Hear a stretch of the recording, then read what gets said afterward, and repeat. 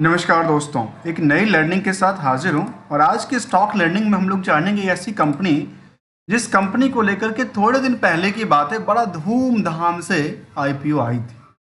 IPO आते ही market में इसकी बड़ी धूम चल रही थी और आईपीओ आते ही पता है मार्केट में 33% की उछाल भी दिया। और आज के टाइम में देखने को ये मिल रही है जितना आईपीओ की प्राइस आई थी उससे भी कह सकते हैं जो अभी तक मार्केट ने अब उसके पीछे पीछे वहां तक पहुंचने की कगार पर तो नहीं चल गया, जबकि ये देखा गया कि लिस्टिंग प्राइस से करीब करीब कह सकते हैं जो करीब 30% से ज़्यादा की गिरावट हो चुकी। आखिर क्यों, कैसे, जो कि बड़ी धूमधाम से हुई, इसी परत के आज खोलने वाले हैं जिसका नाम है नॉर्दर्न एआरसी कैपिटल लिमिटेड।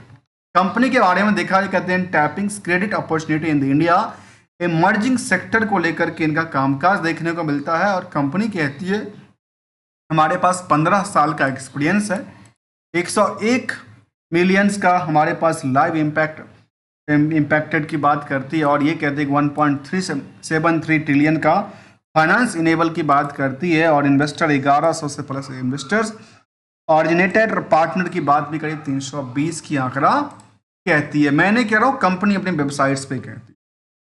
कामकाज क्या है, कहती है मिड मार्केट कॉर्पोरेट लेंडिंग को लेकर के, सप्लाई चेन फाइनेंसिंग को लेकर के, लोन अगेंस्ट प्रॉपर्टी को लेकर के और एलटी फायर को लेकर के इनका कामकाज है। इन 4 सेक्टर में इनका फाइनेंशियल प्रोवाइड करने की क्या है एम्बिशंस हैं, जहां पे इनका नाम रखा है नॉर्दर्न एआरसी कैपिटल्स। इसके बाद देखा जाए बिजनेस को लेकर के इन्वेस्टमेंट मैनेजमेंट का सर्विसेज प्रोवाइड करना, फाउंडेशंस का इनकी अलग अलग कंपनियां हैं जिसका बारे में उन्होंने कहा है। और इसके अलावा देखा जाए तो कहती है रूरल फाइनेंसिंग बिजनेस को लेकर के देखा जाए, पार्टनरशिप बेस्ड द लैंडिंग को लेकर देखा जाए, इनमें इनका समझ में आती है सिंपल सी बातों में जो कंपनी फाइनेंशियल सर्विस में प्रोवाइड डील करती है और लोगों को शायद लोन और फाइनेंशियल सपोर्ट देती नजर आती है। आखिर क्या हुआ जो स्टॉक में रिसेंटली आईपीओ आने के बाद, बड़ी धूमधाम से आईपीओ आने के बाद मार्केट में ऐसा संकेत देखने को मिलता है? क्या अब दोबारा मार्केट में यहां से खरीदने का मौका मिलेगा, ऐसा बात कहा जाए तो चलिए। Platform for the financial service sector set up the primary with the missions and caterings to the diverse credit requirement of underserved household and the business by the providing efficient and the reliable access to the debts financials को लेकर क्या होती है company हमारा कामकाज है। अब ये कामकाज सिंपल शब्दों में दोबारा मैं कहूँ तो समझा जाए कि फाइनेंशियल सर्विस प्रोवाइड करने वाली कंपनी है जिन्होंने मार्केट से फंड इशू का जो फंड लिया था अभी उसका 777 करोड़ का, इनका लगता है कि 777 is lucky number, I think मे भी कंपनी का हो सकता है, जिसमें 777 करोड़ की कैपिटल की रिक्वायरमेंट थी और उन्होंने आईपीओ लेके आई। आईपीओ की अच्छी खासी धूमधाम से लिस्टिंग हुआ, 33% के आसपास प्रॉफिट गेन देती है लिस्टिंग की। और आज के टाइम में मार्केट में ये देखने को मिला, मैंने ये बात कहती हैं जो क्या आईपीओ के बाद अब मार्केट में दोबारा इसको बाई करने के लिए सही टाइम है कि नहीं है। चलिए हम इसको थोड़ा फंडामेंटल को समझते हैं क्या कहती है।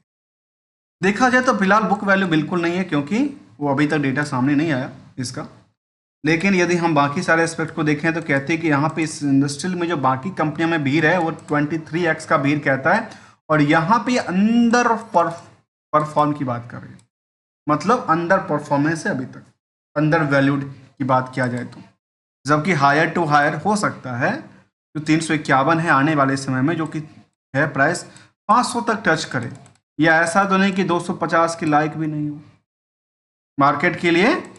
इसके लिए क्या करना है, हमें इसकी फंडामेंटल स्ट्रेटजी को समझना है जो ईयर एंड ईयर बेसिस का ग्रोथ लेवल क्या कहती है, सेल्स क्या कहती है। इनकी सेल्स के बेसिस पे ऐसा तो नहीं कि उन्होंने सेल्स केवल बुक कर दिया, बाकी सारे एस्पेक्ट को छोड़ करके प्रॉफिट दिखा दिया, डेट्स काफ़ी ज़्यादा देखने को मिलता है। करंट रेशियो का पार्ट भी 1.83 का आसपास कहता है, आरओसी और आरओ भी करीब 15% से 11% रिस्पेक्टिवली देखने को मिलता है। तो बाकी एस्पेक्ट में फेस वैल्यू के अकॉर्डिंग देखा है तो कहती है कि करीब करीब 300% की अर्निंग करती है। ये इनके लिए किसका बात है, गुड एक्सपेक्टेशन की बात करती है रिटर्न को लेकर के। मार्केट कैप अच्छा खासा बन जो है 4000 करोड़ से ज़्यादा का है फिलहाल। अब समझने के प्रयास करते हैं, कंपनी 2009 में बनी थी और इसका कामकाज था अंदर served house hold and the business of the India house holds का कामकाज कहती है रिटेल लोन देती है। और यहाँ पे कंपनी कहती है कि हम लोन कहाँ देते हैं, कहते हैं मिड मार्केट का कॉर्पोरेट को देते हैं, सप्लाई चेन फाइनेंशियल सपोर्ट हम देते हैं, प्रॉपर्टी को लेकर देना था होम लोन, प्रॉपर्टी को लेकर तो होम लोन ही होता ना नॉर्मली, तो यही बातें समझ में आती है। तो फंडामेंटल एस्पेक्ट की तरफ समझते हैं कि प्रयास करते हैं जिनका क्या रहा, ग्रोथ लेवल जो सेल्स लगातार बढ़ी है उसके हिसाब से जो क्वार्टरली डेटा था वो भी लगातार इंक्रीज करती हुई नजर आती है, इसमें कोई कमी नहीं था till the time of the March. Yearly basis की बात किया जाए तो कहते कि यहाँ से लेकर के यहाँ तक उन्होंने ऊंचाइयों को टच किया और आज इसका जब आईपीओ आया तो इसके क्या हुआ, मार्केट ने सस्टेन करते हुए करीब 15-16% तक की रिवेन्यू सोर्स की बात करती है। यदि ये सारी बातें करती है तो फिर मार्केट की सेंटिमेंटल क्यों हो रहा है ऐसा, इसके प्रति भी हम समझने की प्रयास करेंगे। क्या लॉक इन पीरियड से पहले ही एफआई और डीआई ने बेच दिया, ऐसा कुछ बात तो नहीं था, या उनकी ऐसा कुछ सेंटिमेंटल की बात तो नहीं जो निकल के आई। जहां लगातार सेल्स बढ़ी है और सेल्स बढ़ने के कारण इनका प्रॉफिट और ऑपरेटिंग प्रॉफिट मार्जिन देखा जाए तो गजब का है बाबा, 57% तक का है। और ये कहती है कि इनके पास करीब 100 करोड़ के आसपास के आंकड़ा लाती है क्वार्टरली रिजल्ट को लेकर के। और ईयरली रिजल्ट की बात किया जाए तो ये कह सकते हैं जो इनके पास करीब करीब 2000 करोड़ के आसपास टच करने वाली है, और ये भी करीब 318 करोड़ तक का आंकड़ा दिलाती है प्रॉफिट। जो ऑपरेटिंग प्रॉफिट मार्जिन करीब 61% तक की दर्ज करती है, तो 318 करोड़ का, इसमें 1800 करोड़ में 318 करोड़ का प्रॉफिट भी दर्ज करती नजर आ। अब इसकी एस्पेक्ट की तरफ हम कुछ एस्पेक्ट को समझेंगे जिसके हमने हमेशा कहा है कि हाँ भाई इस चीज को समझना जरूरी है। क्या उसको, इनकी रिस्क कहाँ से है, रिकंसिलिएशन पार्ट से, जो भाई बैलेंस शीट पीएल का आपस में तालमेल बैठता है या कुछ और संकेत तो नहीं देता है। तो कहती है रेशियोज को लेकर कोई रिस्क नहीं है, इसको कहते हैं रिस्क फ्री। क्या कहते हैं, रिस्क फ्री का आंकड़ा कहती है। लेकिन रिस्क फ्री के साथ परसेंटेज को भी देखना जरूरी है। तो परसेंटेज की तरफ हम देखें तो शायद कह सकते हैं जिनका ट्रेड रिसीवेबल पार्ट करीब 25 करोड़ का था, वो क्या कहती है, फंडामेंटली इनको कहते हैं कि स्ट्रांग है, क्योंकि मार्केट में कोई पैसा फंसा नहीं है जी। क्या है, नहीं है, कोई पैसा नहीं फंसा है।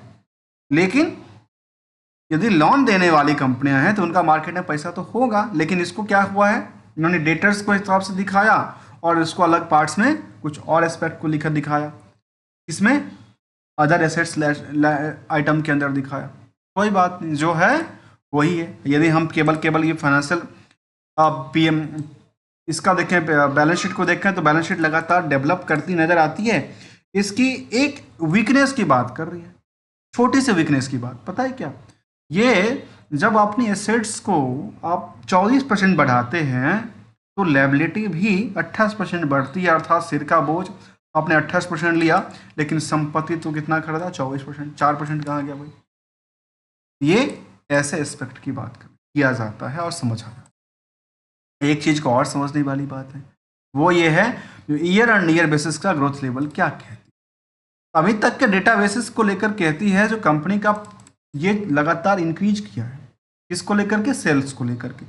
प्रॉफिट कई बार कुछ गिरावट दर्ज करती है, ये तो अभी सपोर्ट नहीं देती, इनको सपोर्ट दे सकती है। अभी कहा जा सकता है जो यहाँ पे मेंशन किया गया, जो अब जो इसका फ्रीज का टाइम था फिजल्ट जो कि शुड यू बाय नाउ, और ये हो सकता है कि इसका आप क्या इसके लिए बाइंग्स की मूवमेंट बनती नजर आती है, और कोई ना कोई तो खरीद रहा है ना।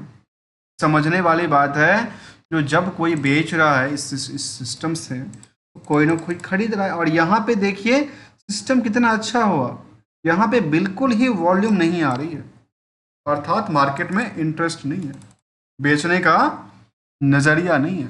जिनका पोर्टफोलियो में है वो रखने की तैयारी कर रहे हैं, क्योंकि उनको लगता है कि मार्केट अब दोबारा चलने वाली है। और जहाँ तक निवेशक की बात करेंगे तो कंपनी में निवेशक कौन है पता है, इस कंपनी को लेकर के कोई भी कौन नहीं है, कोई भी प्रमोटर्स ग्रुप्स नहीं है। FIDI पब्लिक के पास ही उसकी होल्डिंग कहती है, और जिसमें ये देखने को मिला FI 4%, DI की तादाद काफ़ी ज़्यादा और करीब 21% के आसपास, जिनमें 361। केवल एक समस्या की बात पता है क्या है, इसमें समस्या की बात है, इसमें केवल एक ही वेंडर्स हैं, जिनकी होल्डिंग है इसमें, अर्थात वेंडर की बात नहीं कर रहा हूँ, कोई डीआई की बात कर रहा हूँ। 361 स्पेशल अपॉर्चुनिटी फंड, जो शायद 360 किसका है, सदा आईआईएफएल का शायद कुछ फंड होगा, ऐसा कुछ नाम था पहले, उसी ग्रुप का होगा। बाकी देखा जाए तो केवल एक फंड और एसबीआई के पास थोड़ा सा फंड 1% के आसपास, मतलब काफी ज्यादा नहीं है। 23% की होल्डिंग में केवल और केवल एक लोगों को लगता है कि हम इसमें काफी बुल हैं, जिसके पास 4, 3, 7, 3, 10, 3, 13, 13, 1, 14, करीब करीब 15% के आसपास होल्डिंग है इसका। ऑलमोस्ट क्या सकते हैं इस कंपनी का नॉट प्रमोटर, लेकिन अल्टीमेट बना हो सकता है। जहां पब्लिक के पास की हाई होल्डिंग की बात करें तो लिव फोर्स फाइनेंशियल्स, जो उनके शायद अल्टीमेट प्रमोटर्स हो सकते हैं, ये कुछ कंपनीज के नाम निकल के आती है, इसमें पब्लिक का की वैसे कोई बात तो नहीं करती है। ऑब्वियसली देखा गया कि यहाँ पे 1.5-1.25 लाख के आसपास की भीड़ कहती है, कंपेरिजन विद द कब तक का डेटा, के सितंबर तक के डेटा। लिस्टिंग भी हुआ था, लिस्टिंग की बात किया जाए तो लिस्टिंग इसमें सितंबर में लिस्टिंग हुई थी, 24 सितंबर को लिस्टिंग हुई थी। लिस्टिंग के बाद ऐसे डेटा निकल के आए जहाँ पे ये डेटा के सामने रखती है। तो हमने क्या क्या एस्पेक्ट को साथ समझा कंपनी को हमने हर एक एस्पेक्ट, अब सेंटिमेंटल भी कुछ कहता होगा। ट्रांजेक्शन कॉल की बात कंपनी ने कहा 8 अगस्त को, और इसमें कुछ अपडेट दिया होगा कंपनी ने, जो हमारे पास बिजनेस मॉडल में कुछ चेंज हुआ नहीं हुआ। कहते हैं हमारे कामकाज क्या है, कहते हैं financing the retail credit need for India, जो कि under serve household and the business across focus है, जिसमें कि एमएसएमई है, एमएफआई, सीएफ है, बीवेवर, ये सब एग्रीकल्चर प्रोडक्टिविटीज़ हैं। इनको कंपनी क्या कहती है, लोन देती है। इसके अलावा कहती है कि हमारा कामकाज इसमें देखने को मिलता है, जहाँ पे हम अपने ब्रांच के साथ कामकाज करते हैं, जिसमें 137 से ज़्यादा ब्रांच हमारे पास, टोटल 337 ब्रांच हैं, टोटल 671 डिस्ट्रिक्ट को कवर करती है, 28 स्टेट को कवर करती है, 7 यूनियन टेरिटरी को कवर करती है कंपनी, मतलब हर जगह फैली हुई नज़र आती है। और इन्होंने डेटा की बात किया, जो हम इतना सारा लोन इनको डिवाइड करते हैं, देते हैं, उनका प्रेजेंटेशन की बात कहा। और ये कुछ डेटा और सेगमेंट की बात क्या है, जहाँ पे इन्होंने सबको अलग अलग एक्सपेक्टेशन के साथ, अलग अलग बजटिंग के साथ उन्होंने अपने डिफाइन करके रखा है। जहाँ पे इनकी पीपीटी का मुझे काफ़ी अच्छा लगा, खास करके बात बताऊँ, क्योंकि पीपीटी अट्रैक्शन के साथ उन्होंने प्रिपेयर किया, जो कि एक आम निवेशक को समझ में आ जाए। इंटरेस्ट इनकम की बात को लेकर के देखा जाए, इंटरेस्ट एक्सपेंसेस की बात को लेकर देखा जाए, और यहाँ पे इनकी फाइनेंशियल सिचुएशन भी उन्होंने दायर किया, जो हमारे पास ये सारे डेटा शामिल है, और मैनेजमेंट की अपॉर्चुनिटीज़, मैनेजमेंट का अचीवमेंट भी इन्होंने शामिल कर रखा है। ऐसा डेट इन्होंने शामिल किया। जबकि इस पेयर्स में देखा जाए बजाज फाइनेंशियल, जियो फाइनेंशियल जैसे कंपनी भी शामिल है। इनका अभी फिलहाल इसमें भीड़ काफ़ी ज़्यादा नहीं है, लोगों को डिमांड काफ़ी ज़्यादा नहीं है। कहाँ पे लोगों का डिमांड क्या था, इसको बेचने के फरीक था, तो क्योंकि यहाँ पे लगातार क्या हो रही है, यहाँ से लगातार सप्लाई को बढ़ाया जाए और मार्केट में क्या स्थिरता बन पाई। जैसे स्थिरता बनेगी तभी मार्केट के लिए कुछ कहना पॉसिबल, अदरवाइज ट्रेंडिंग को फोकस करना चाहिए और एक गोल्डन रूल को समझना चाहिए हमेशा। गोल्डन रूल हमेशा कहता है सबको चाहिए प्रॉफिट, अब प्रॉफिट के लिए चाहिए रिस्क, तो दोनों चीज़ साथ में। तो प्रॉफिट के चाहिए साथ में चाहिए रिस्क, तो रिस्क को लेकर के देखिए खुद की फाइनेंशियल रिस्क कितनी है, और खुद की फाइनेंशियल रिस्क प्लस कंपनी की फाइनेंशियल रिस्क, इनमें रिस्क के अकॉर्डिंग देखा जाए तो उसके अकॉर्डिंग इसको एक्सपेक्टेशन आपकी खुद की, जब भी, मैं ये नहीं कहता आपने कहाँ बॉटम पे खरीदा, हायर पे खरीदा, आपकी जब भी जहाँ भी हो अपनी खुद की स्ट्रेटजी ये देखिए, जो फाइनेंस रिस्क कितना आप एक्सेप्ट कर सकते हैं। यदि उससे ज़्यादा जाती है तो एसएल का प्रोविजन आपके साथ रखा हुआ है, और एक्सपेक्टेशन के आसपास आपको पास प्रॉफिट बुक करना है। भले आप पार्ट बाय पार्ट करें, छोटा करें, लेकिन जब तक प्रॉफिट बुक नहीं करते हैं तब तक आपके घर, हमारे घर में पैसा नहीं आता जी।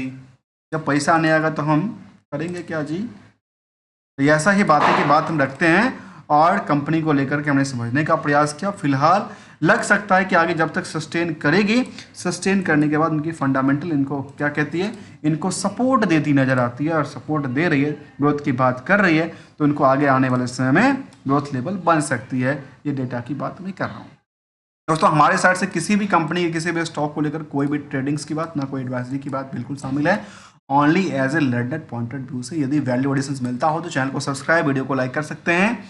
मिलते हैं कुछ नई स्टडी के साथ, न्यू कंसेप्ट के साथ, न्यू रिस्पेक्ट के साथ, न्यू टाइमिंग के साथ। तब तक के लिए enjoy and thank you so much for joining here.